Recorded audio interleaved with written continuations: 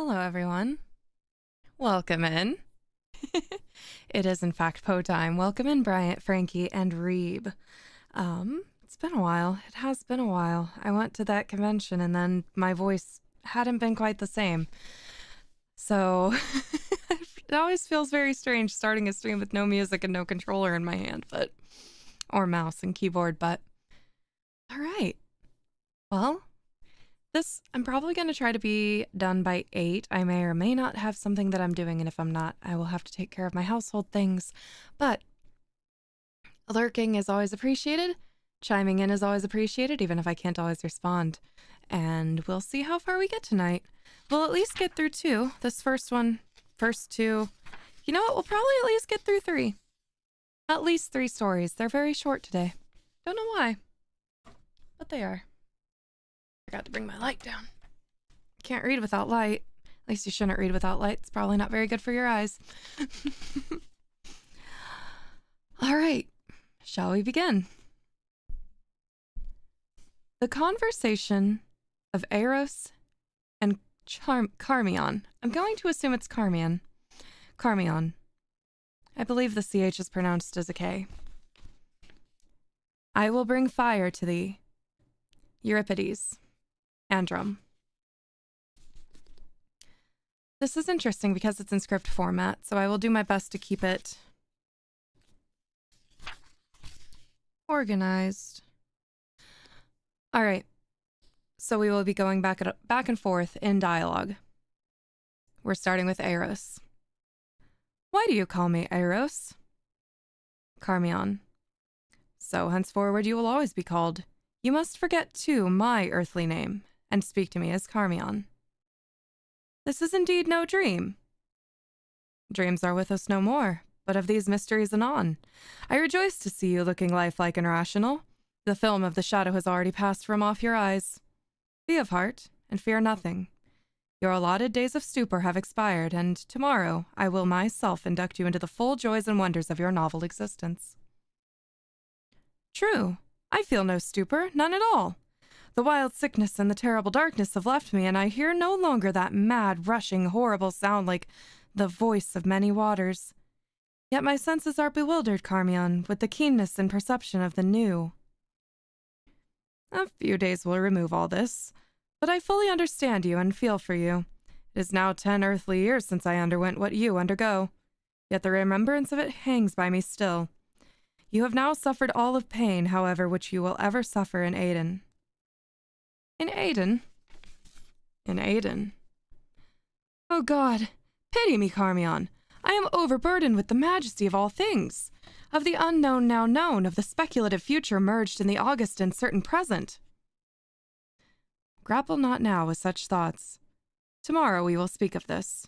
Your mind wavers, and its agitation will find relief in the exercise of simple memories. Look not around, nor forward, but back. I am burning with anxiety to hear the details of that stupendous event which threw you among us. Tell me of it. Let us converse of familiar things in the familiar old language of the world which has so fearfully perished. Most fearfully. This is indeed no dream. Dreams are no more. Was I mourned much, my Eros? Mourned, Carmion? Oh, deeply. To that last hour of all there hung a cloud of intense gloom and devout sorrow over your household. In that last hour, speak of it. Remember that, beyond the naked fact of the catastrophe itself, I know nothing. When coming out from among mankind, I passed into night through the grave. At that period, if I remember aright, the calamity which overwhelmed you was utterly unanticipated. But indeed, I knew little of the speculative philosophy of the day. The individual calamity, as you say, entirely unanticipated. But analogous misfortune had long been a subject of discussion with astronomers. I need scarce tell you, my friend, that even when you left us, men had agreed to understand those passages in the most holy writings which speak of the final destruction of all things by fire, as having reference to the orb of the earth alone. But in regard to the immediate agency of the ruin, speculation had been at fault from that epoch, and astronomical knowledge, in which the comets were divested of the terrors of flame. The very moderate density of these bodies had been well established. They had been observed to pass among the satellites of Jupiter without bringing about any sensible alteration either in the masses or the orbits of these secondary planets. We had long regarded the wanderers as vapory creations of inconceivable tenuity, and as altogether incapable of doing injury to our substantial globe, even in the event of contact. But contact was not in any degree dreaded, for the elements of all the comets were accurately known. That among them we should look for the agency of the threatened fiery destruction which had for many years been considered an inadmissible idea. But wonders and wild fancies had been, of late days, strangely rife among mankind, and although it was only a few of the ignorant that actual apprehension prevailed upon the announcement by astronomers of a new comet, yet this announcement was generally received with I know not what of agitation and mistrust. The elements of the strange orb were immediately calculated, and it was at once conceded by all observers that its path at perihelion would bring it into very close proximity with the Earth. There were 2 or 3 astronomers of secondary note who resolutely maintained that a contact was inevitable. I cannot very well express to you the effects of this intelligence upon the people. For a few short days they would not believe an assertion which their intellect, so long employed among worldly consideration, could not in any manner grasp. But the truth of a vitally important fact soon makes its way into the understanding of even the most stolid. Finally, all men saw that astronomical knowledge lied not, and they awaited the comet. Its approach was not at first seemingly rapid, nor was its appearance of very unusual character. It was of a dull red, and had little perceptible train. For 7 or 8 days we saw no material increase in its apparent diameter, and but a partial alteration in its color. Meantime, the ordinary affairs of men were discarded, and all interest absorbed in a growing discussion, instituted by the philosophic in respect to the cometary nature. Even the grossly ignorant aroused their sluggish capacities to such considerations. The learned now gave their intellect, their soul, to no such points as the allaying of fear, or to the sustenance of loved theory. They sought, they panted for right views, they groaned for perfected knowledge. Truth arose in the purity of her strength and exceeding majesty, and the wise bowed down and adored. That material injury to our globe or to its inhabitants would result from the apprehended contact, which was an opinion which hourly lost ground among the wise, and the wise were now freely permitted to rule the reason and the fancy of the crowd. It was demonstrated that the density of the comet's nucleus was far less than that of our rarest gas, and the harmless passage of a similar visitor among the satellites of Jupiter was a point strongly insisted upon, and which served to allay terror. Theorists, with an earnestness fear enkindled, dwelt upon the biblical prophecies and expounded them to the people with a directness and simplicity of which no previous instance had been known. That the final destruction of the earth must be brought about by the agency of fire was urged with a spirit that enforced everywhere conviction, and that the comets were of no fiery nature, as all men knew, was a truth which relieved all, in great measure, from the apprehension of the great calamity foretold. It is noticeable that the popular prejudices and vulgar errors in regard to pestilences and wars, errors which were wont to prevail upon every appearance of a comet, were now altogether unknown. As if by some sudden convulsive exertion, reason had at once hurled superstition from her throne. The feeblest intellect had derived vigor from excessive interest. What minor evils might arise from the contact were points of elaborate question. The learned spoke of slight geological disturbances, of probable alterations in climate and consequently in vegetation, of possible magnetic and electric influences. Many held that no visible or perceptible effect would in any manner be produced. While such discussions were going on, their subject gradually approached, growing larger in apparent diameter, and of a more brilliant luster. Mankind grew paler as it came. All human operations were suspended. There was an epoch in the course of the general sentiment when the comet had attained, at length, a size surpassing that of every previously recorded visitation. The people now, dismissing any lingering hope that the astronomers were wrong, experienced all the certainty of evil. The chimerical aspect of their terror was gone.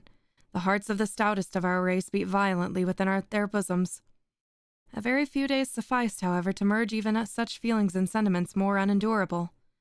We could no longer apply to the strange orb any accustomed thoughts. Its historical attributes had disappeared. It oppressed us with a hideous novelty of emotion. We saw it not as an astronomical phenomenon in the heavens, but in an incubus in our hearts and a shadow upon our brains. It had taken with inconceivable rapidity the character of a gigantic mantle of rare flame extending from horizon to horizon. Yet a day, and men breathed with greater freedom. It was clear we were already within the influence of the comet, yet we lived. We even felt an unusual elasticity of frame and vivacity of mind. The exceeding tenuity of the object in our dread was apparent, for all heavenly objects were plainly visible through it. Meantime, our vegetation had perceptibly altered, and we gained faith from this predicted circumstance in the foresight of the wise. A wild luxuriance of foliage utterly unknown before burst out upon every vegetable thing. Yet another day, and the evil was not altogether upon us. It was now evident that its nucleus would first reach us. A wild change had come over all men, and the first sense of pain was the wild signal for the general lamentation and horror. This first sense of pain lay in a rigorous constriction of the breast and lungs, and an insufferable dryness of the skin. It could not be denied that our atmosphere was radically affected. The confirmation of this atmosphere and the possible modifications to which it might be subjected were now the topics of discussion. The result of investigation sent an electric thrill of the intensest terror through the universal heart of man. It had long been known that the air which encircled us was a compound of oxygen and nitrogen gases, and the proportion of 21 measures of oxygen and 79 measures of nitrogen in every 100 of the atmosphere. Oxygen, which was the principle of combustion and the vehicle of heat, was absolutely necessary to the support of animal life, and was the most powerful and energetic agent in nature. Nitrogen, on the contrary, was incapable of supporting either animal or life or flame. An unnatural excess of oxygen would result, it had been ascertained, in just such an elevation of the animal spirits as we had latterly experienced. It was the pursuit, the extension of the idea which had engendered awe.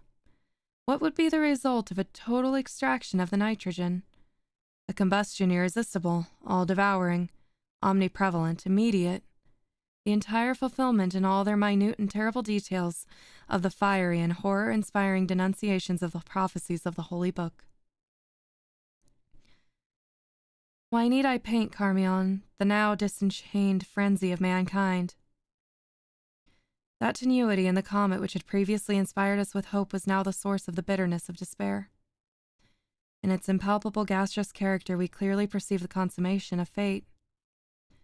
Meantime, a day again passed, bearing away with it the last shadow of hope. We gasped at the rapid modification of the air.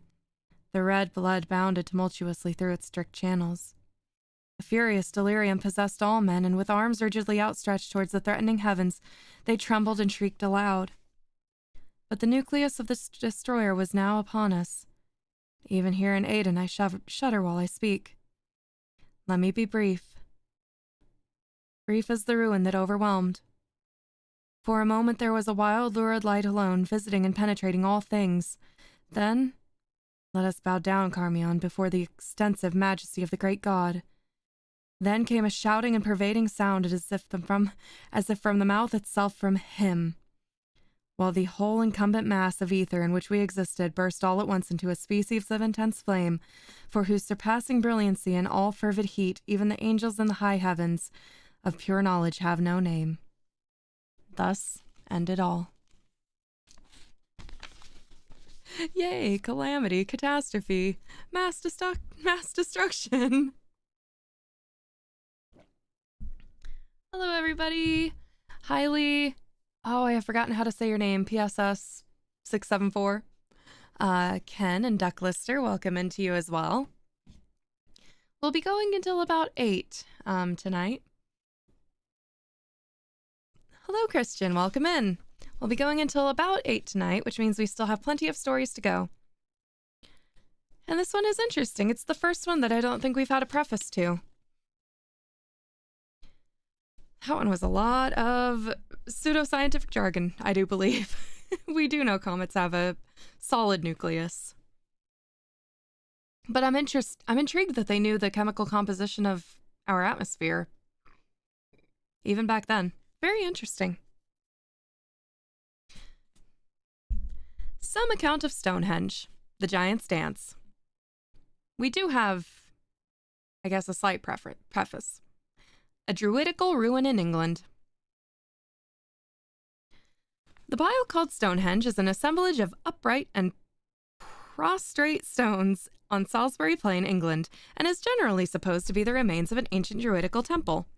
From its singularity and the mystery attending its origin and appropriation, it has excited more surprise and curiosity than any other relic of antiquity in Great Britain. It is situated about 2 miles directly west of Amesbury and 7 north of Salisbury in Wiltshire. When viewed at a distance, it appears a small but trifling object, for its bulk and character are lost in the extensive space which surrounds it, and even on a near examination it fails to fulfill the expectations of the stranger who visits it with exaggerated prepossessions. To behold this, quote-unquote, wonder of Britain, it should be viewed with an artist's eye and contemplated by an intellect stored with antiquarian and historical knowledge. Stonehenge, notwithstanding much that it has been said to the contrary, is utterly unlike any monument now remaining in Europe. Many of its stones have been squared or hewn by art, and on the top of the outer circle has been raised a continued series of squared stones, attacked to the uprights by mortices and tenons, or regular cavities in the horizontal blocks with projecting points on the perpendicular ones. Nearly all other so-called examples of druidical circles are composed of rough, unhewn stones and are without imposts. Our engraving represents the present appearance of Stonehenge, a confused heap of erect and fallen stones. The original arrangement of these, however, may be readily understood, for by the situation and condition of the yet standing and prostrate members, we are enabled to judge of the number and site of those which have been removed. The whole consisted of the 2 circular and 2 other curved rows or arrangement of stones, the forms and positions of which may be easily ascertained. Horizontal stones or imposts were laid all around, in a continued order, on the outer circle, and 5 similar imposts on 10 uprights of the 3rd row. The whole is surrounded by a ditch and vallum of earth, connected with which are 3 other stones. The vallum does not exceed 15 feet in height, and is exterior to the ditch. Though this line of circumvallation, there appears to have keen 1 grand entrance from the northeast side, and this is decidedly marked by 2 circles, or 2 banks and ditches, called the avenue. Approaching Stonehenge in this direction, the attention is first arrested by an immense unchiseled stone called the Friar's Heel, which is now in a leaning position and measures about 16 feet in height. Immediately within the vallum is another stone lying on the ground. It is 21 feet 2 inches long, and 100 feet from the stone just mentioned, and about the same distance from the inside of the outermost circle. Each impost of this circle has 2 mortices on it, to correspond with 2 tenons on the top of each vertical stone. The imposts were so connected as to form a series of connected architraves. The stones of the inner circle are much smaller and more irregular than those of the outer. Within these 2 circles are arranged 2 inner rows of stones, one of which constitutes the grandest portion of Stonehenge. It was formed by 5 distinct trilithons. A trilithon is a large impost upon 2 uprights. The workmanship here appears to be better. The interior row of stones, which next to it claims attention, consisted of 19 uprights without imposts and inclined to a pyramidical form. The most perfect among them is 7 feet and a half high.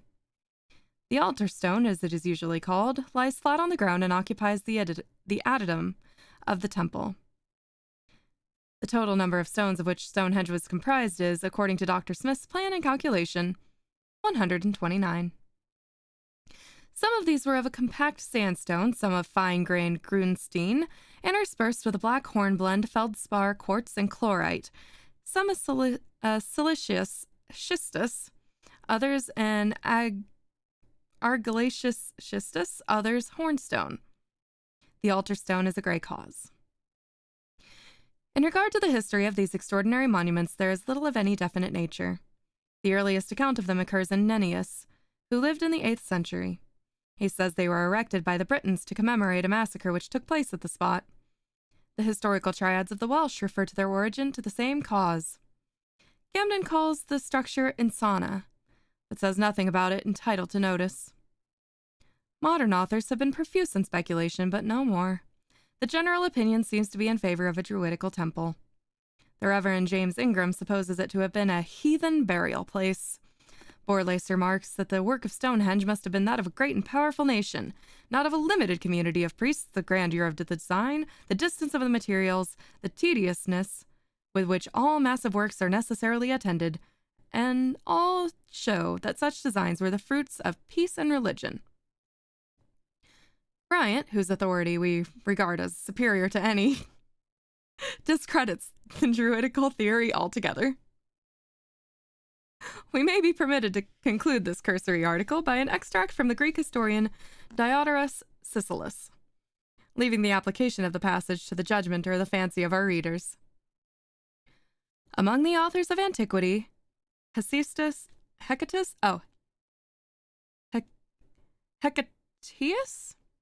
and some others relate that there is an island in the ocean opposite to Celtic Gaul, and not inferior in size to Sicily, lying towards the north and inhabited by Hyperboreae, who are so called because they live more remote from the north wind. The soil is excellent and fertile, and the harvest is made twice in the same year. Tradition says that Latona was born here, and therefore Apollo is worshipped above any other deity. To him is also dedicated a remarkable temple of a round form. The ancient superstitions gave the giants credit for the construction of Stonehenge, believing that the massive piles were movable, but by giant power, hence the name of Quaergar, which literally means the giant's dance. The whole number of stones now visible amounts to 109.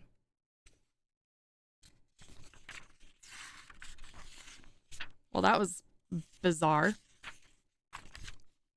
Welcome, Mininochi. Hello, Minimi.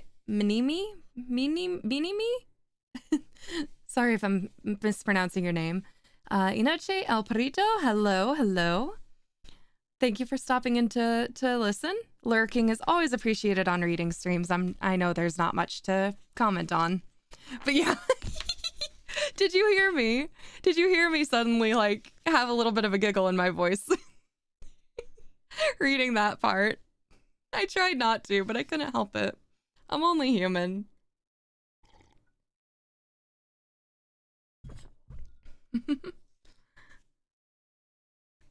I'm very well. I'm good. I enjoy the reading streams. They're pretty chill and very low pressure. So thank you for joining me, and I have to get going. We're working on we are 338 pages through over 1,000. So gotta keep going. This one actually does not have any form of preface. Why the little Frenchman wears his hand in a sling. I'm not sure what I'm getting into with this.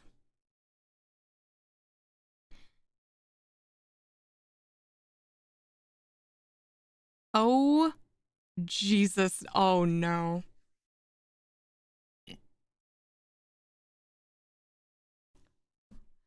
I am going to attempt to read this in the dialect that it is given. I don't know how to read this, but I'm gonna do my best. It's on my wizarding card, sure enough, and it's them that's all a pink satin, that any gentleman that pleases may behold the interesting words, Sir Patrick. Oh my God, are they writing him with a lisp? Patrick O'Grandison, Baronet, 39 Southampton Road, Russell Square, Parish of Bloomsbury. And should you be wanting to discover who's the pink of politeness quite, and later of the hot ton in the old city of London, why, it's just myself. And Jesus. And fate that same is no wonder at all, should be placed to stop curling your nose. For every inch of the 6 of wakes, I've been a gentleman, and left off with the bog throttin to wake the baronessy. It's Patrick that's been living like a holy emperor, and getting the indication of the graces. Ugh. I wanted to be a blessed things for your spirits if we could lay our two peepers upon Sir Patrick O'Grandison. It's not country, it's like some weird Scottish cockney. I don't know what's happening. When he's all ready dressed for the hopper or stripping down in the brisky for the drive over to the High Park. But it's the elegant big figure that I have for the reason o' which all the ladies fall in love with me. Isn't it my own sweet self that'll miss through the 6 foot and the 3 inches more nor that in me stockings? That I'm exceedingly well proportioned all over to match? Was not prepared for the dick joke. And is there really more than just 3 foot and a bit that there is any of how this little old foreigner Frenchman who lives just over the way, and that's an ogling and a goggling the whole day, and bad luck to him at the purty widdly mistress Trackle that's my own next door neighbor, God bless her, and a most peculiar friend and acquaintance. You percave the little spalpeen is summit down by the mouth and wears his left hand in a sling, and it's for the same thing, by your lave, that I'm going to give you the good reason. The truth of the whole matter is just simple enough. For the very first day that I come from Connaught, and shod my sweet little self in the straight to the Widley, who was looking through the windy, as it was case gone altogether with the heart of the purty mistress Trackle. I'm gonna make a note really quick.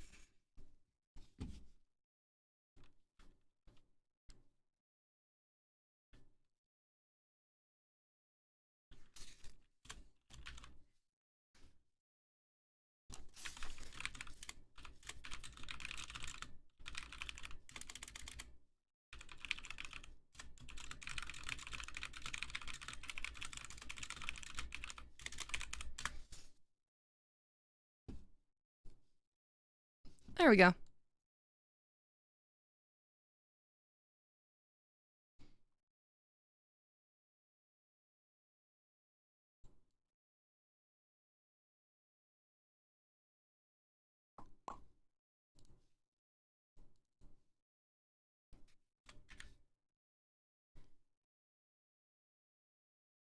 There we go.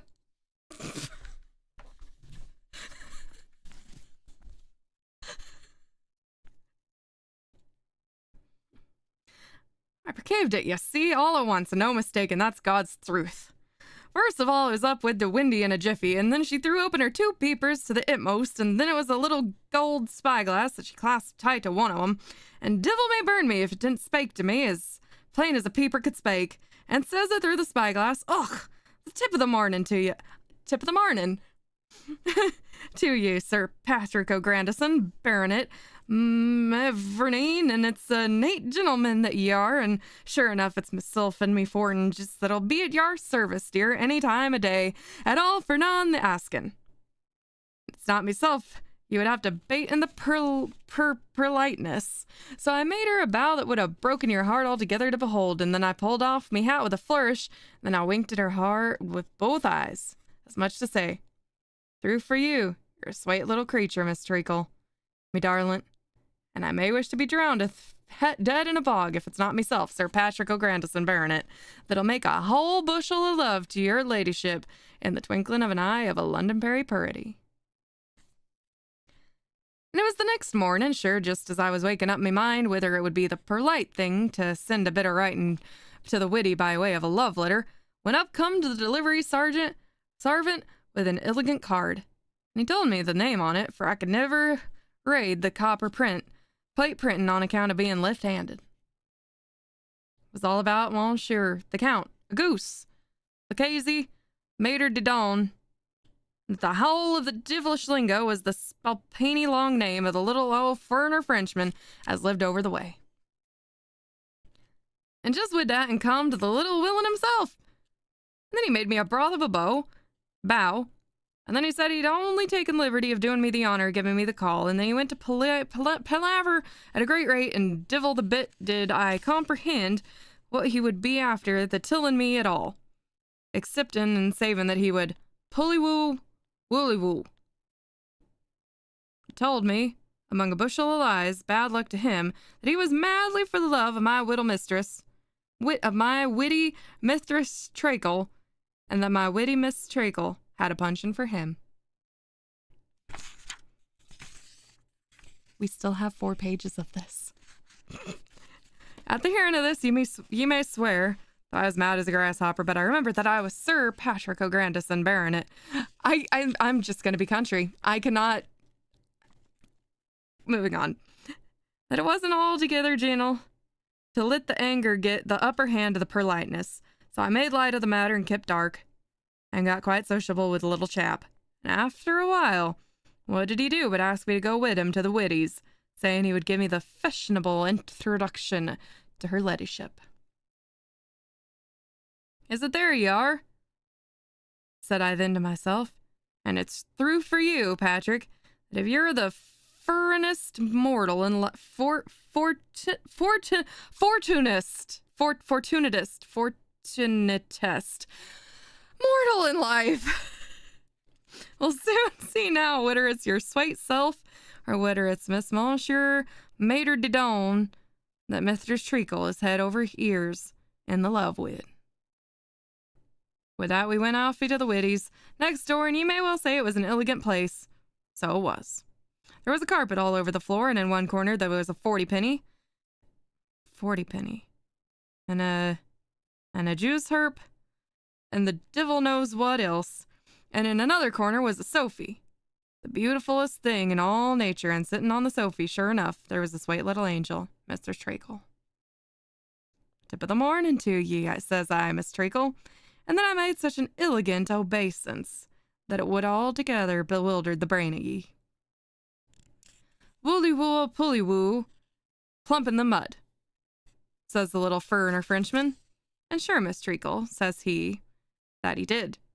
Isn't this gentleman here just reverence Sir Patrick O'Grandison, Baronet, and isn't he altogether and entirely the most particular friend and acquaintance that I have in the whole world? And with that, the Widdy, she gets off the Sophie, makes the swattest curtsy? Wait, what? Curtsy.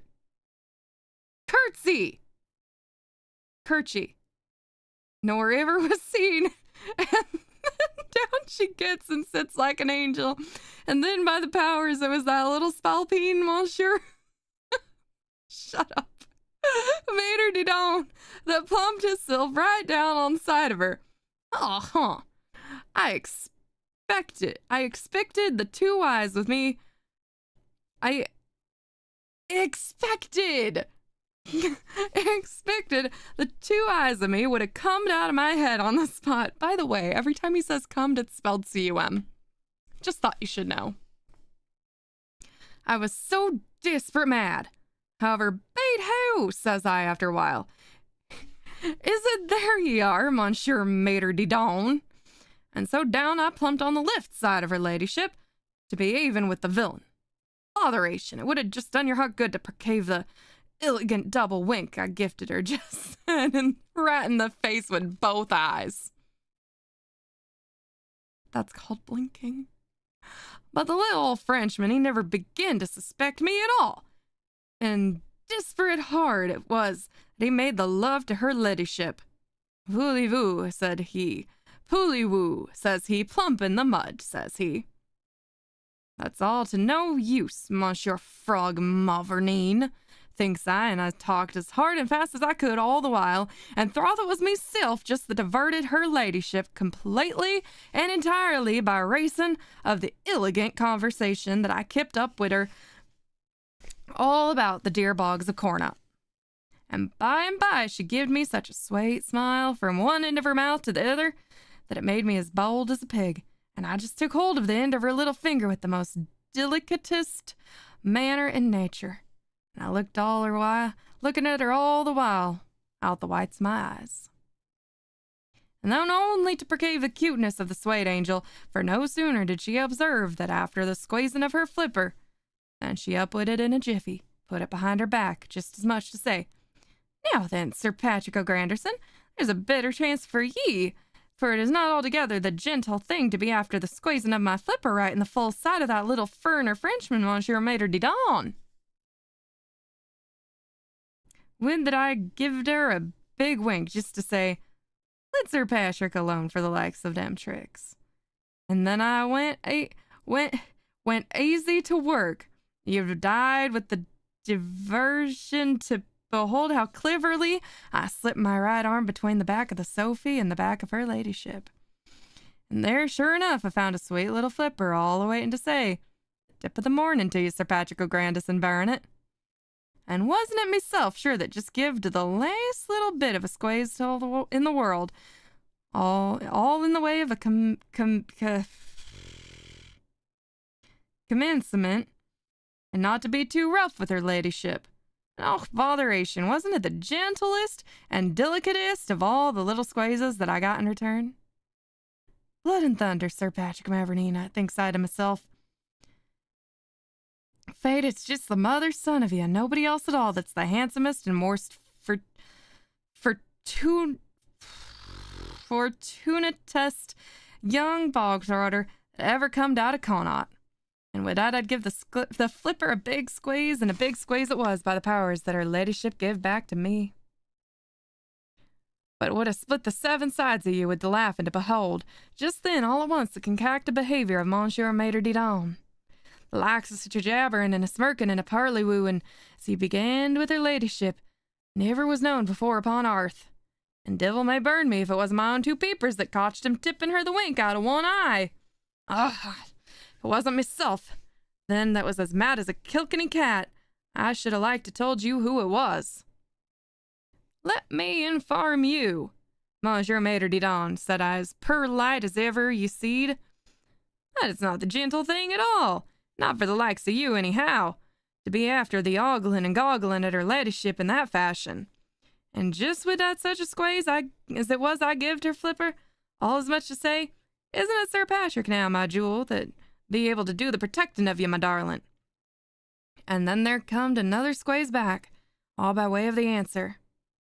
True for you, Sir Patrick, as it said as plain as ever a squaze said in the world.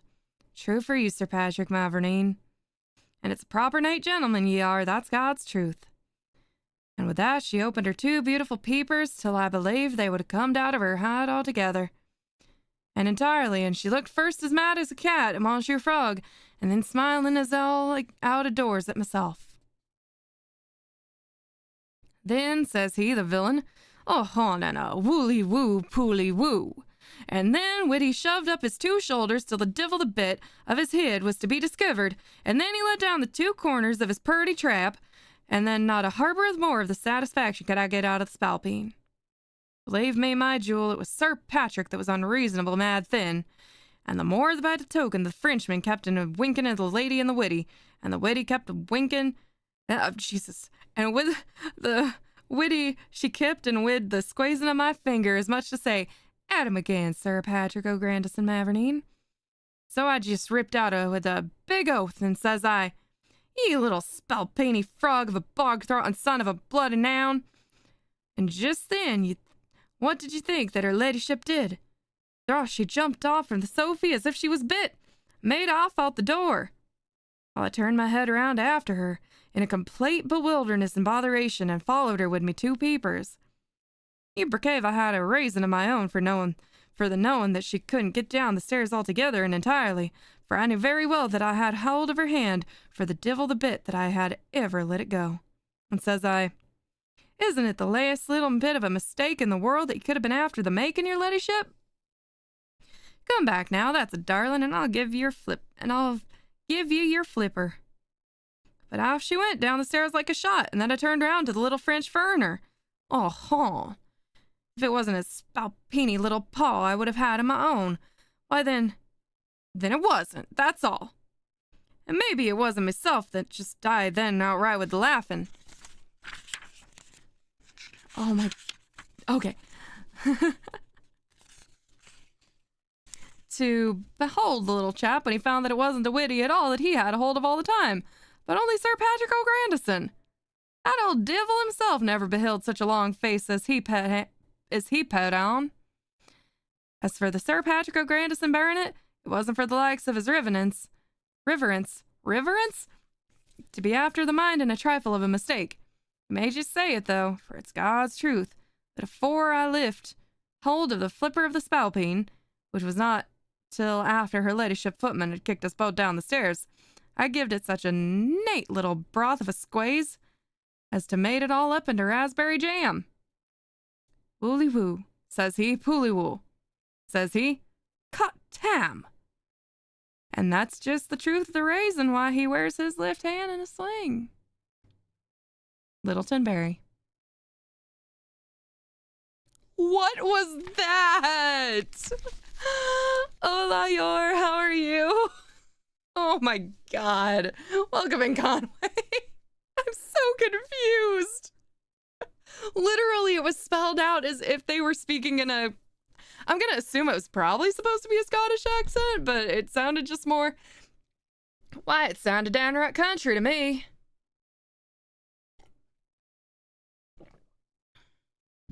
I never before did see such writing in a... Got him some slack, he did actual Ireland.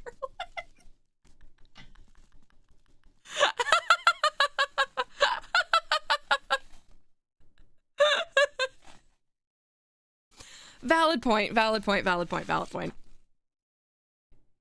Oh my God, and now I actually have to read this normally. It's gonna be a struggle. Perhaps it was an encrypted message? Trying to say that all the messages in the world just needed to be decrypted by someone from the southern United States? Okay. He was semi-successful. We're not gonna get onto the potential for creativity on illicit substances in the stream. All right, I think I can hide this message now. Bye. Instinct versus reason. A black cat. The line which demarcates the instinct of the brute creation from the boasted reason of man is beyond a doubt of the most shadowy and unsatisfactory character, a boundary line far more difficult to settle than even the northeastern or the Oregon.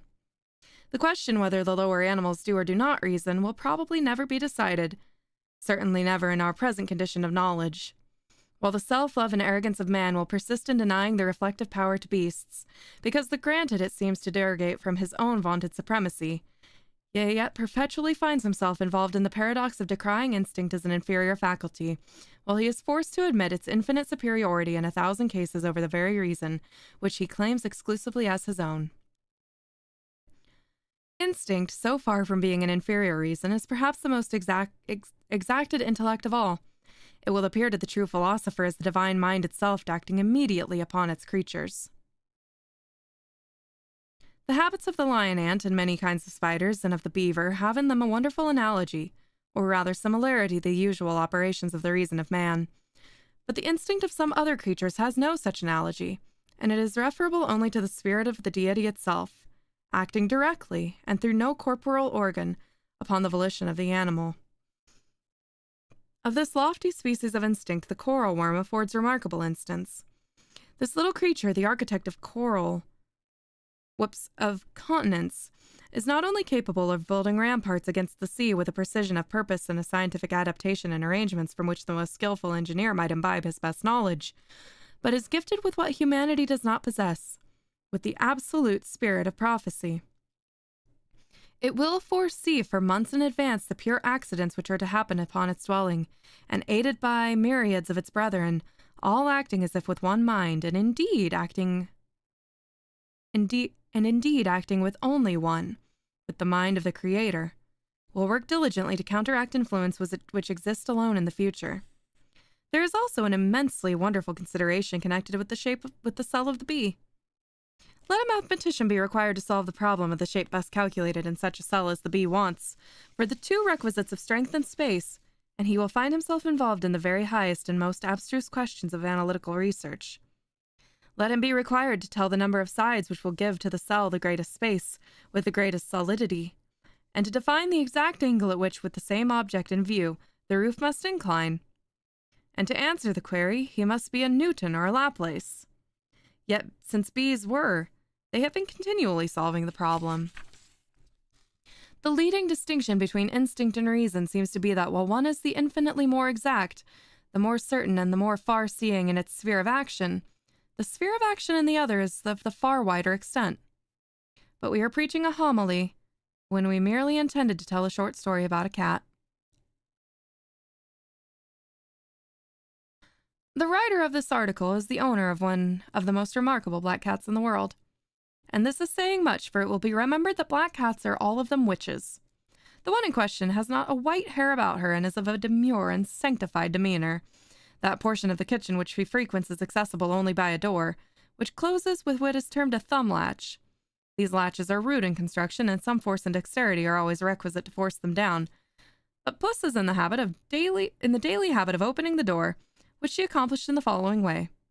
She first springs from the ground to the guard of the latch, which resembles the guard over a gun trigger, and through this she thrusts her left arm to hold on with. She now, with her right hand, presses the thumb latch until it yields, and here several attempts are frequently requisite. Having forced it down, however, she seems to be aware that her task is but half accomplished, since if the door is not pushed open before she lets go, the latch will again fall into its socket. She therefore screws her whole body round so as to bring her hind feet immediately beneath the latch, while she leaps with all her strength from the door, the impetus of the spring forcing it open and her hind feet sustaining the latch with this until this impetus is fairly given. We have witnessed this singular feat 100 times at least, and never without being impressed with the truth of the remark with which we commended this article, that the boundary between instinct and reason is of a very shadowy nature. The black cat, in doing what she did, must have made use of all the perceptive and reflexive faculties with which we were in the habit of supposing the prescriptive qualities of reason alone. This close to inventing the cat video.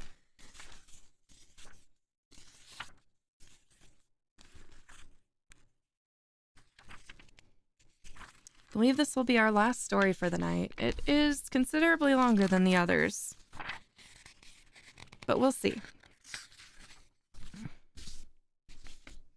I'm gonna get a drink of water. Should have made Netflix sooner. Skill issue. Should have made VTuber sooner.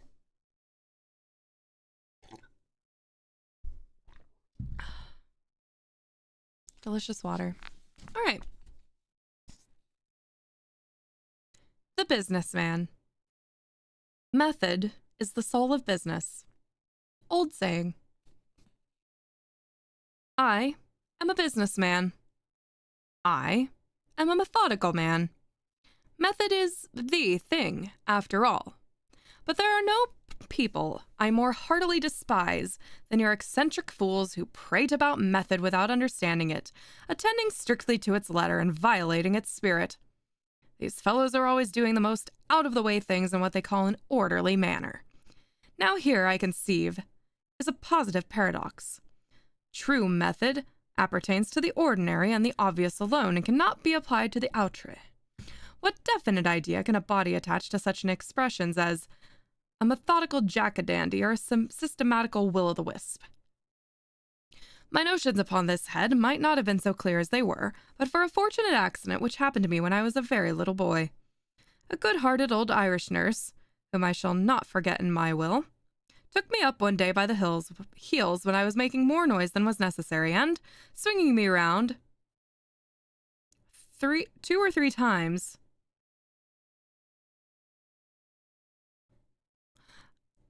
blanked out word D-D, my eyes for a shrieking little spalpeen, and then knocked my head into a cocked hat upon the bedpost. This, I say, decided my fate and made my fortune. A bump arose at once on my sinicipit, and turned out to be as pretty an organ of order as one shall see on a summer's day. Hence that positive appetite for system and regularity has made me the distinguished man of business that I am. If there is anything on earth I hate, it is a genius. Your geniuses are all arrant asses. The greater the genius, the greater the ass. And to this rule there is no exception whatsoever. Especially, you cannot make a man of business out of a genius, any more than the best nutmegs out of pine knots. The creatures are always going off on a tangent into some fantastic employment or ridiculous speculations entirely at variance with the fitness of things, and having no business whatsoever to be considered as a business at all. Thus you may tell these characters immediately by the nature of their occupations. If you ever perceive a man setting up as a merchant or a manufacturer, or going out into the cotton or tobacco trade, or any of those eccentric pursuits, or getting to be a dry goods dealer or soap boiler or something of that kind, or pretending to be a lawyer or a blacksmith or a physician, anything out of the usual way, you may set him down at once as a genius, and then, according to the rule of 3, he's an ass. Now, I am not in any respect a genius, but a regular businessman. My daybook and ledger will evince this in a minute. They are well kept, though I say it myself, and in my general habits of accuracy and punctuality, I am not to be beat by a clock. Moreover, my occupations have always been made to chime with the ordinary habitudes of my fellow man. Not that I feel the least indebted upon this score to my exceedingly weak-minded parents, who beyond doubt would have made an errant genius of me at last, if my guardian angel had not come in good time to the rescue. In biography, the truth is everything, and in autobiography it is especially so. Yet I scarcely hope to be believed when I state, however solemnly, that my poor father put me, when I was about 15 years of age, into the counting-house of what he termed a respectable hardware and commission merchant doing a capital bit of business. A capital bit of fiddlestick! However, the consequence of this folly was that in 2 or 3 days I had to be sent home to my button-headed family in a high state of fever, and with the most violent and dangerous pain in the sinicipit, all about my organ of order. It was nearly a gone case with me then, just touch and go for 6 weeks, the physician giving me up and all that sort of thing. But although I suffered much, I was a thankful boy in the main. I was saved from being a respectable hardware and commission merchant doing a capital bit of business, and I felt grateful to the protuberance which had been the means of my salvation, as well to the kind-hearted female who had originally put these means within my reach. The most of boys run away from home at 10 or 12 years of age, but I waited till I was 16. I know not when I should have. I don't know that I should have gone even then if I had not happened to hear my old mother talk about setting me up on my own hook in the grocery way. The grocery way! Only think of that! I resolved to be off forthwith and try and establish myself in some decent occupation, without dancing attendance any longer upon the caprices of these eccentric old people, and running the risk of being made a genius of in the end. In this project I succeeded perfectly well at the first effort, and by the time I was fairly 18, found myself doing an extensive and profitable business in the tailor's walking advertisement line. I was enabled to discharge the onerous duties of this profession only by that rigid adherence to the system which formed the leading feature of my mind. A scrupulous method characterized my actions as well as my accounts. In my case, it was method, not money, which made the man, at least all of him that was not made by the tailor whom I served. At 9 every morning I called upon that individual for the close of the day. 10 o'clock found me in some fashionable promenade or other place of public amusement. The precise regularity with which I turned my handsome person about, so as to bring successively into view every portion of the suit upon my back, was the admiration of the all-knowing men in the trade. Noon never passed without my bringing home a customer to the house of my employers. Messrs. Cut and Come Again. I say this proudly, but with tears in my eyes, for the firm proved themselves the basest of ingrates. The little account about which we quarreled and finally parted cannot in any item be thought overcharged by gentlemen really conversant with the nature of the business. Upon this point, however, I feel a degree of proud satisfaction in permitting the reader to judge for himself. My bill ran thus. Messrs. Cut and Come Again, merchant tailors, to Peter Prophet, walking advertiser. To promenade as usual, customer brought home, $25. To do, $25. To one lie, second class, damaged black cloths, fold for invisible green, $25. To one lie, first class, extra quality and size, recommending milled satinette as broadcloth, $75.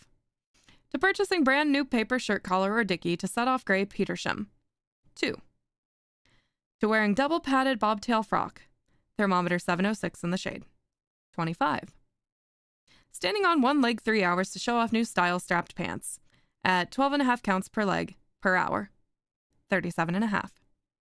To promenade as usual, and large customer brought home, in parentheses, fat man, $50. To do, medium size, $25. To do, small man and bad pay, 6. Total, $296.50.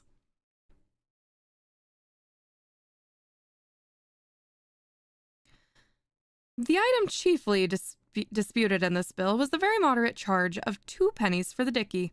Upon my word of honor, this was not an unreasonable price for that dickie. It was one of the cleanest and prettiest little dickies I'd ever saw, and I have good reason to believe it affected the sale of 3 Petershams. The elder partner of the firm, however, would allow me only 1 penny of the charge, and took upon himself to show in what manner 4 of the same-sized conveniences could be got out of a sheet of foolscap. But it is needless to say that I stood upon the principle of the thing. Business is business and should be done in a business way. There was no system whatsoever in swindling me out of a penny, a clear fraud of 50%, no method in any respect. I left at once the employment of Messrs. Cut and Come Again, and set up in the eyesore line by myself, one of the most lucrative, respectable, and independent of the ordinary occupations. My strict integrity, economy, and rigorous business habits here again came into play. I found myself driving a flourishing trade and soon became a marked man upon change. The truth is, I never dabbled in flashy manners, but jogged on in the good old sober routine of the calling, a calling in which I should no doubt have remained to the present hour, but for a little accident which happened to be in the prosecution of one of the usual business operations of the profession. Whenever a rich old hunks or prodigal heir or bankrupt corporation gets into the notion of putting up a palace, there is no such thing in the world as stopping either of them, and this every intelligent person knows. The fact in question is indeed the basis of the eyesore trade. As soon, therefore, as a building project is fairly afoot by one of these parties, we merchants secure a nice corner of the lot in contemplation, or a prime little situation just adjoining or right in front. This done, we wait until the palace is halfway up, and then we pay some tasty architect to run us up an ornamental mud hovel, right against it. Or a down east, or Dutch pagoda, or pigsty, or ingenious little bit of fancy work, either Eskimo, Kickapoo, or Hottentot. Of course, we can't afford to take these structures down under a bonus of 500% upon the prime cost of our lot and plaster. Can we? I ask the question. I ask it of businessmen. It would be irrational to suppose that we can, and yet there was a rascally corporation which asked me to do this very thing. The very thing! I did not reply to their absurd propositions, of course, but I felt it a duty to go that same night and lamp black the whole of their palace. For this the unreasonable villains clapped me into jail, and the gentlemen of the eyesore trade could not well avoid my cutting my connection when I came out. The assault and battery business, into which I was now forced to adventure for a livelihood, was somewhat ill adapted to the delicate nature of my constitution. But I went to work in it with a good heart, and found my account, here as heretofore, in the stern habits of methodical accuracy which had been thumped into me by that delightful old nurse. I would indeed be the basest of men not to remember her well in my will. By observing, as I say, the strictest system in all my dealings, and keeping a well-regulated set of books, I was enabled to get over many serious difficulties, and in the end to establish myself very decently in the profession. The truth is that a few individuals in any line did a snugger little business than I. I will just copy a page or 2 out of my day-book, and this will save me the necessity of blowing my own trumpet, a contemptible practice of which no high-minded man would be guilty. Now, the day-book is a thing that don't lie. January 1st, New Year's Day. Met Snap in the street, groggy. He'll do. Met Gruff shortly afterward, blind drunk. He'll answer too. Entered both gentlemen in my ledger and opened a running account with each. January 2nd. Saw Snap at the exchange and went up and trod on his toe. Doubled his fist and knocked me down. Good. Got up again. Some trifling difficulty with my bag, my attorney. I want the damages at 1,000, but he says that for a simple knockdown, we can't lay them at more than 500. Must get rid of bag. No system at all. January 3rd. Went to the theater to look for Gruff. Saw him sitting in a side box in the second tier between a fat lady and a lean one. Quizzed the whole party through an opera glass till I saw the fat lady blush and whisper to G. Went round then into the box and put my nose within reach of his hand. Wouldn't pull it? No go. Blew it and tried again. No go. Sat down then and winked at the lean lady, when I had the high satisfaction of finding him lift me up by the nape of the neck and fling me over into the pit. Neck dislocated. and right leg capitally splintered. Went home in high glee, drank a bottle of champagne, and booked the young man for $5,000. Bag says it'll do. February 15th. Compromised the case of Mr. Snap. Amount entered in journal, 50 cents, which see. February 16th. Cast by that villain Gruff, who made me a present of $5. Cost of suit, $4.25. Net profit, see journal, 75 cents. Now, here again is a clear gain in a very brief period of no less than $1.25. This is in the mere cases of Snap and Gruff, and as I solemnly assure the reader that these extracts are taken at random from my daybook. It's an old saying, and a true one, however, that money is nothing in comparison with wealth. I found the exactions of the profession somewhat too much for my delicate state of body, and discovering at last that I was knocked all out of shape, so that I did not know very well what to make of the matter, and so that my friends, when they met me in the street, couldn't tell that I was Peter Prophet at all.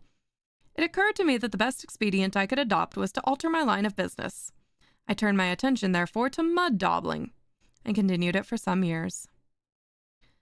The worst of this occupation is that too many people take a fancy to it, and the competition is in consequence excessive.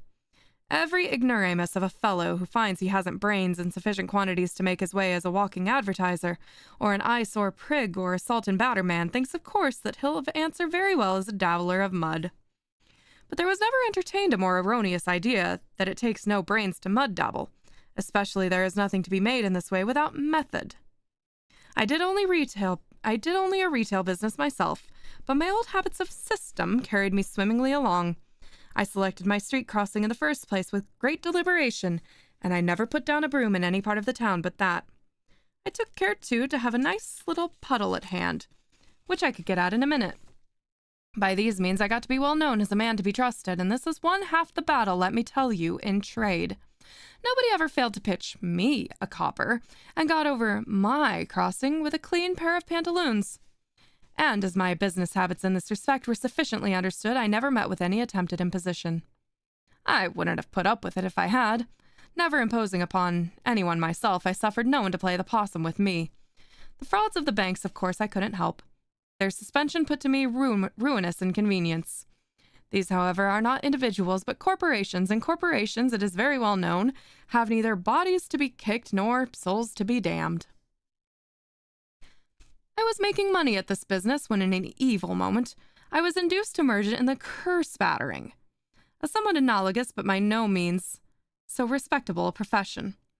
My location, to be sure, was an excellent one, being central, and I had capital blacking and brushing. My little dog, too, was quite fat and up to all varieties of snuff. He had been in the trade a long time, and may I say, understood it. Our general routine was this. Pompey.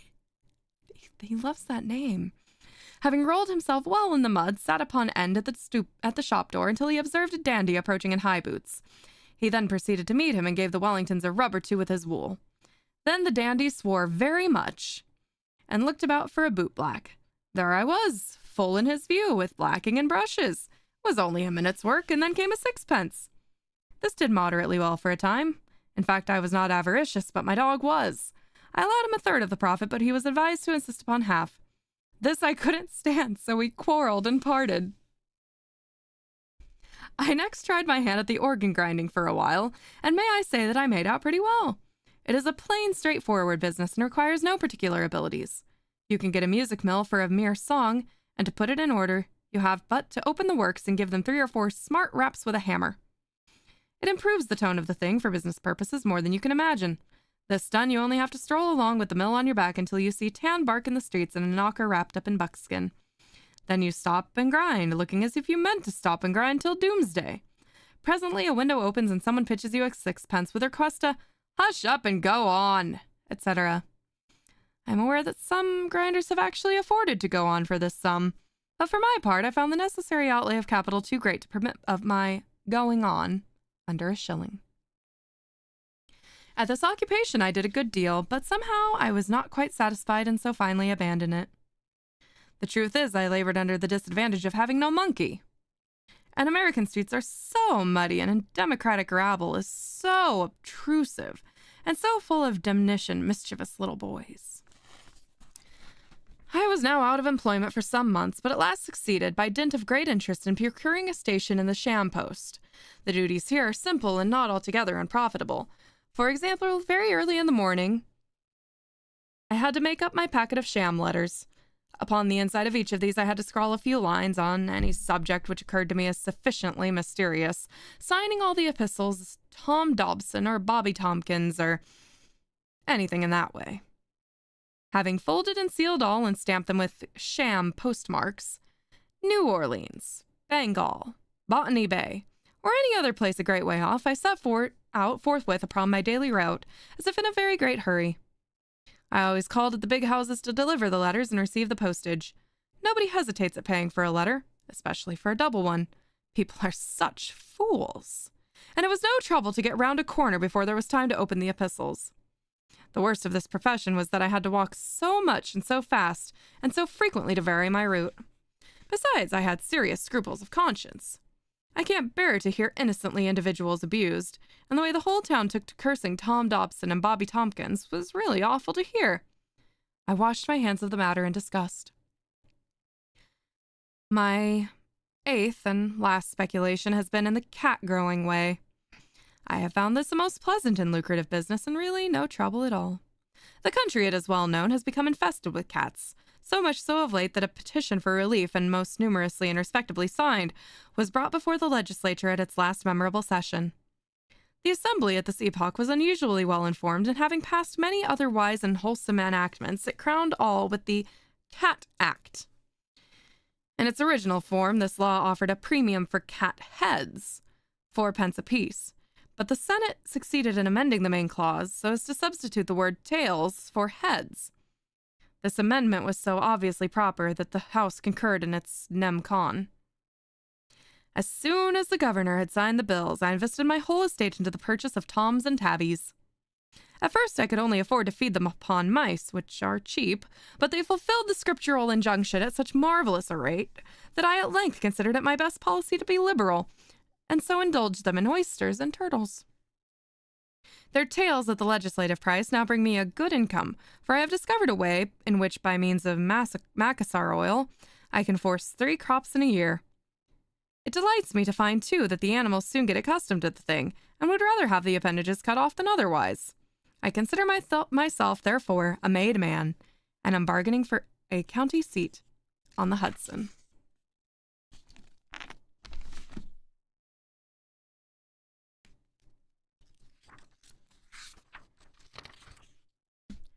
I do not think we have time to get through the next one. Where did my bookmark go? Huh? I've lost my bookmark. Oh no.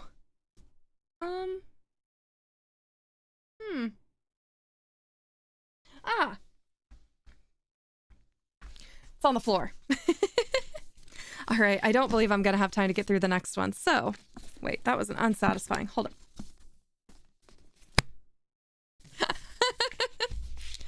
All right. Are cats code for something? Honestly, I think they're just like evil creatures, especially the black ones, you know?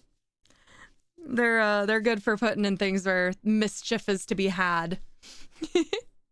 Does your monkey have a license? Yeah, I laughed at Dickie too. I shouldn't have, but I'm immature. I have the brain of like a 13-year-old boy. At least a sense of humor of one. All right. With that, I think that I will see what I am up to for the rest of the night.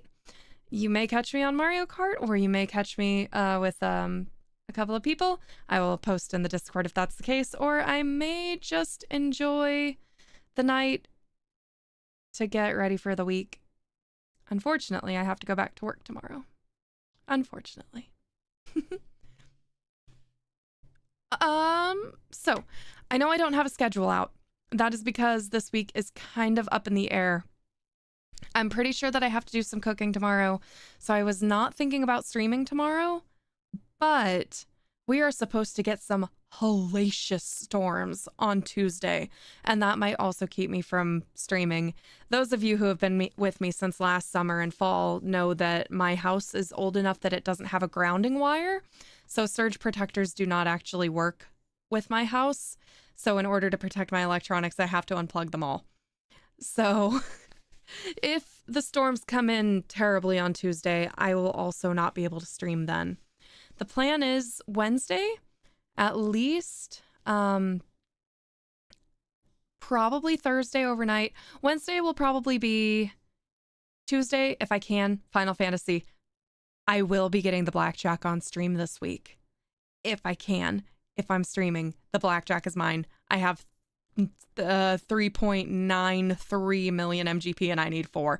So that is going to happen this week. And hopefully also getting the regalia. Because I think that event is starting this week too. Wednesday, assuming that Tuesday pans out, will be Hollow Knight. Thursday will be something. Friday, I won't be able to do anything. Saturday, possibly Dark Souls. It's just a mess. So keep an eye out on... I know I could get a grounding wire, but I was a broke bitch all of last year. There was no rewiring my house. But it is a plan. It is a plan. Fix my foundation, get a grounding wire. I want to redo the electronics so that my house is safe, you know? So just keep an eye out on Twitter for notifications. If I go live, it will be at 7 any night, more than likely. I can't guarantee anything this week, and I don't want to get people's hopes up and then cancel streams. So given the weather and all sorts of insecurity about the weekend, or uncertainty is the word I was looking for. Uncertainty about the weekend. Just keep an eye out. We'll figure it out. And yeah, with that, I will see you all sometime. Have a wonderful night. Thank you for joining me. Oh, yes. It is going to be a considerable amount of time before I get through Edgar Allan Poe. But if you want to throw those suggestions at me, like if you're still present, if you still like want to listen to me read stuff, absolutely throw me those. But I think I'm going to be on Edgar Allan Poe for like the next year. That is not an exaggeration. I think it's going to be the next year at least. So, all right. Have a good night, everybody. Bye.